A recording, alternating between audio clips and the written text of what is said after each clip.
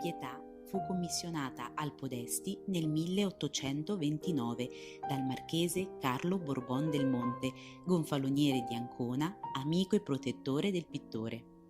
Il dipinto, impegnativo per gli studi di nudo e di panneggi, era destinato al culto privato e, nonostante denoti l'ambizione di creare un'opera di gusto neocinquecentesco, di fatto vi affiorano i caratteri specifici del grazioso, che saranno propri dello stile maturo dell'artista.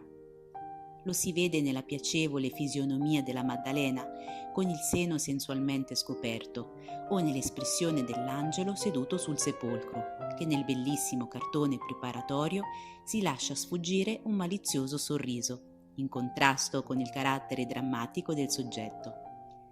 Il passaggio dal cartone alla tela è stato sicuramente laborioso e ha dato luogo a parecchie varianti, come la presenza nel dipinto dell'angelo con la croce sullo sfondo e i simboli della passione in primo piano, tanto che il confronto finale è tutto a vantaggio del disegno.